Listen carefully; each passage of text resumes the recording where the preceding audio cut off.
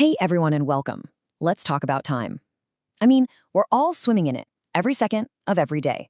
But what if we've been looking at it all wrong? Today, we're going to explore a completely different perspective on time that might just change how you see, well, everything. You know that feeling, right? Like you're on a conveyor belt that's just relentlessly moving forward. The days, weeks, and years just fly by, and you're just along for the ride. It's this sense that time is just this unstoppable straight line. But what if that's not the whole story? So what if I told you that time isn't just an empty river? What if it's actually a gift, a deliberate, sacred architecture that's been designed with an incredible purpose, built right into its very fabric? Now that is the idea we're diving into. So here's our roadmap for this little journey. First, we'll look at another possibility for what time really is. Then we'll get into this amazing metaphor of a sacred spiral staircase. After that, we'll uncover the divine invitation hidden within time, see how it turns the ordinary into the extraordinary, and finally, we'll get to the ultimate goal of this whole thing. Okay, let's jump right in. Because it turns out the way the Judeo-Christian tradition sees time is way more interesting and dynamic than the simple models we usually think about. We tend to get stuck between two big ideas. First, there's the linear view, right? Time has a beginning, a middle, and an end. It's always moving forward. Then you've got the cyclical view. Think seasons, right? Spring always comes back around. It's just an endless loop. But here's the thing. Neither one really tells the whole story on its own. But what happens when you take the forward progress of a line and combine it with the repetition of a circle? Well, you get a third option, a spiral. It's moving forward, for sure, but it does so through these meaningful, repeating cycles. And this is where it gets really cool. This concept of the spiral gives us one of the most powerful metaphors for understanding time, the sacred spiral staircase. This quote just absolutely nails it. Think about a holiday, or an anniversary, or even your birthday. Every year, you come back to that same date on the calendar, you pass the same point on the staircase, but you aren't the same. You're a year older, hopefully a year wiser. Your elevation has changed. So here's how it breaks down. You have that forward movement, pushing you toward an ultimate goal, but you also have this cyclical rhythm, these annual festivals or seasons that bring you back around. And the whole point is this. Every time you return, it's a new opportunity for a deeper experience, a more profound encounter than the last time around. But here's the kicker. This spiral isn't automatic. It can go two ways. When we actually engage with this divine rhythm, we start spiraling up, we grow. But if we ignore it and just get stuck in our own selfish loops, we can spiral down, trapped in the same old destructive patterns over and over.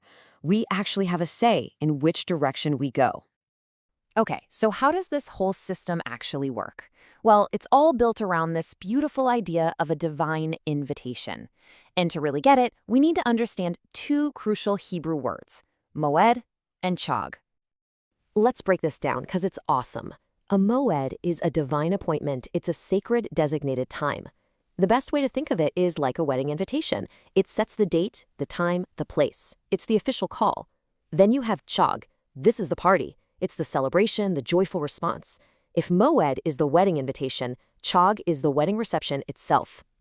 And you see, you can't have one without the other. The divine appointment, the invitation, is only truly fulfilled when we show up for the celebration.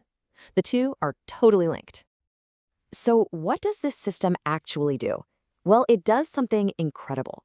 It takes our normal, everyday experience of time and transforms it. And to understand that, we can look at two old Greek words for time. So on the one hand, you've got Chronos. This is just clock time, quantitative, sequential. It's the endless ticking of the seconds and minutes just passing by. It's ordinary time. But then you have Kairos. This is totally different. This is qualitative time, a significant moment, an opportune time that's just loaded with meaning. And here is where it all comes together. Those divine appointments, the moed, they act like portals. They are these special moments in our regular, mundane Chronos where we get the chance to step through into a moment of Kairos, a sacred, meaningful, life-changing encounter. Which brings us to the biggest question of all. We have this intricate, sacred architecture of time, but why? Why does it even exist? What is the ultimate goal here? And the answer is actually really simple and deeply beautiful.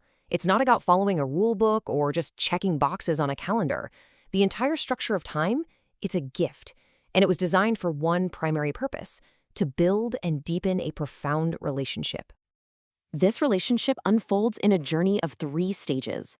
The architecture of time is designed first for us to meet the divine, to have that initial encounter. Then all those repeating rhythms are there to help us get to know the divine more deeply through regular connection. And finally, the ultimate goal is for that relationship to blossom into love, becoming the absolute center of our lives and preparing us for an eternal union. So when you look at it this way, the sacred calendar isn't a list of chores. It's a love letter. It's a standing invitation to a deep, meaningful relationship, written right into the fabric of creation itself, into the very ticking of the clock. Which leaves us with one final pretty personal question to think about.